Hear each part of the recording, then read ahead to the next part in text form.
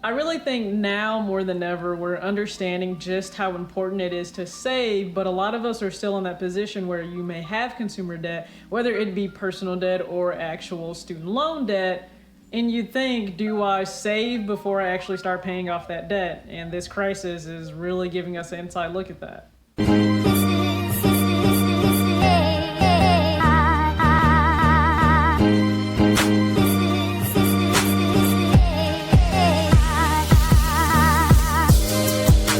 What's up everybody, it's your girl TJ back with another video, Talks with TJ, aka TJ2 Swoosh Chains. How's everybody doing? Hopefully it is a good start to your Monday. Again, all things considered, I hope that you are doing well right now. If you're curious, yes, I'm doing good. Thank you guys for always watching, supporting, and if at all my videos help you escape everything going on, I really am glad about that. And this video will be short. Now, my principles and thoughts when it comes to, I guess, money management, and I really just focus on the basics, right? I don't go into that in-depth type of investing. I think financial investors and planners are great for that. They're certified in that. But in terms of just like managing the basics of, you know, saving, making sure that you're investing in a 401k and paying down your debt, those are things that I actually evolved over the years. I used to think one way, and then as I went through it, I went through my own life situations and changing, and you will always have things come up. Trust me, always. You will always have things come up. Just understand this, that it should flow and it should evolve, but it should always fit for you. And so I used to be that person that thought, hey, you definitely need to focus so heavily on paying down debt and having just this small amount of savings, right? And if you guys follow Dave Ramsey or you know his methodology behind paying off debt, then you know he thinks that, hey, just that $1,000 emergency fund and you sprint like hell to pay off the debt that you may have. I used to think that way, and it changed a little bit, and I'll say this of why it changed.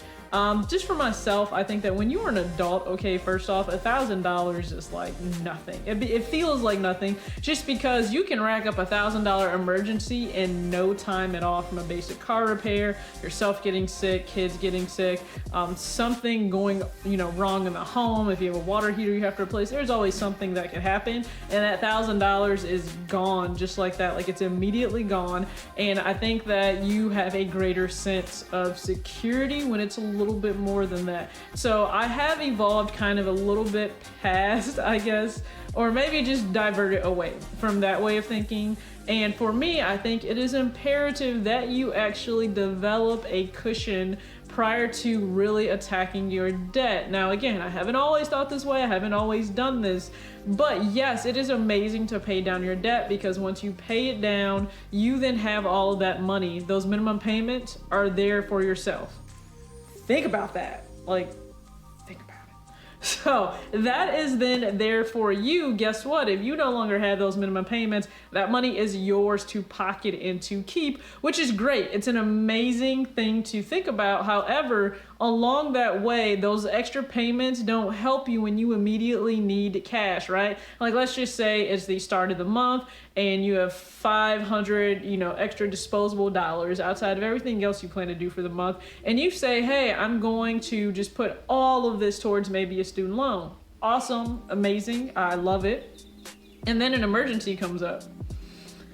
It's great that you put that $500 towards your extra principal payment, but now you are kind of up shit's creek because you don't have anything to kind of circumvent that emergency. That's what I mean by that. So what I would say, yes, it is very important to save prior to paying down that debt. And I would actually say maybe 2 months worth of your necessary, like, bare bones expenses that you have to have, right? And then past that, really start to attack. And as you slowly start to pay things off, or life situation changes, or you get a raise or anything of that sort, then you can simultaneously save a little, you know, still save monthly, but you can save a little bit less and then pay a little bit more towards debt. That's just one way I think you can think of it, because right now in the crisis that we're in, there may be a lot of people that were heavily attacking their debt and they were really on a roll, and then this occurred and maybe they are now without a job temporarily, maybe they are not working so they're not earning as much, or you know, maybe hours are cut or whatever, maybe they're not earning as much, and it would help with the peace of mind and calm that they really need in life right now, to be able to know like, hey, I have that money sitting there and that debt will be there and you'll be able to pay it off, right? I mean, there are some ways, and right now where debt is even almost being suspended, or it's being put, not suspended fully, but it's being put on hold, right? The payments are being put on hold because everyone, at least those I think who care and have that level of empathy, understand that basic human life needs to be sustained before that debt is thought of. So I hope that you are in a good position where you're not stressing. If you are, just control what you can control. Make sure that you're taking care of the essentials. That means making sure you can keep the lights on, you have food on the table, and you know, you have the basic needs met, you know, whether that be medication or whatever it is for your specific life, you know what that is. And then past that, once we are past that, and all things pass, we will get past this, then I would say make sure that you are developing a plan where you have savings in place to give you that peace of mind, and then also have a plan of how you would like to attack debt. All right, so thank you so much for tuning in to this video. Told you I would keep it short. As always, extra age, not your shoe size. Peace out.